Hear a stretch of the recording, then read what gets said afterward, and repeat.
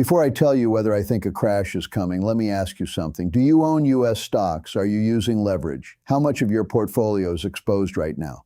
Because here's the thing, the people sounding the loudest alarms right now aren't random pundits. They're some of the most successful investors who have ever lived, and several of them are putting their own money where their mouth is. Let me walk you through what they're actually saying. Start with Jim Rogers. He co-founded the Quantum Fund with George Soros, and that fund returned over 4,000%, while the S&P rose 47. The man knows market cycles. Rogers is now saying the next financial crisis could be the worst of his entire lifetime. His logic is brutally simple. In 2008, the crisis hit banks and households in the private sector. But governments stepped in and saved everyone. This time, Rogers argues it's the governments themselves that are drowning in debt. So when the next crisis hits, who's left to save the states? And he's not just talking. Rogers is holding a large pile of cash, waiting. His words, "I expect the next sell-off to be the worst in my lifetime because debt has gone up by so very, very much everywhere." Now, fair warning, Rogers has made similar calls before in 2018 and 2021. Perma-bears are eventually right, but their timing is often early. Keep that in mind. Then there's Warren Buffett. Buffett rarely makes dramatic predictions. He just acts. And his actions speak loudly.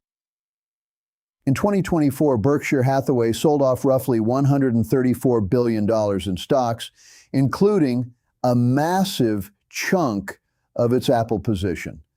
The company's cash pile climbed past $300 billion, a record. When the greatest investor of all time is selling stocks and hoarding cash at record levels, you don't need him to say, "I'm worried." The balance sheet says it for him, but the most pointed warning comes from Jeremy Grantham. Grantham called the Japanese bubble in 1989. He called the dot-com crash. He called the 2008 housing collapse. His track record on bubbles is frankly elite. And right now, Grantham says the U.S. stock market is in the single largest investment bubble in American history, bigger than 2000. His evidence is the Buffett Indicator, total market value divided by GDP, sitting around 235%. For context, that number was considered insane at 150% during the dot-com peak. He thinks AI stocks could fall as much as 70%. Now, here's the crucial part. Grantham isn't saying AI is fake, just the opposite. He calls it possibly the biggest idea of all time. His point is subtler and more important. A bubble isn't a scam.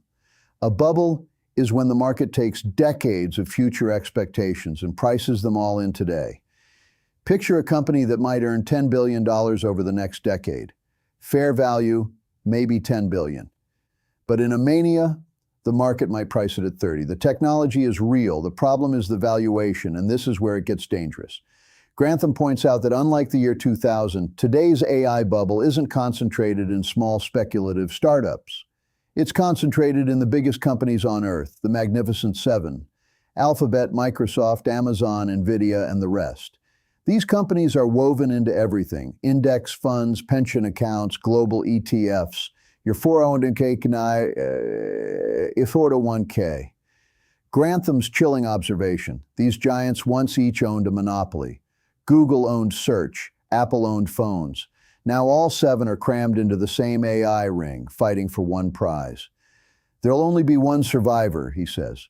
They made their fortunes on monopolies. Now they have no monopoly.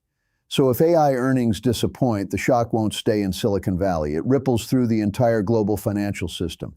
So will the crash actually come? Honestly, I lean cautiously optimistic.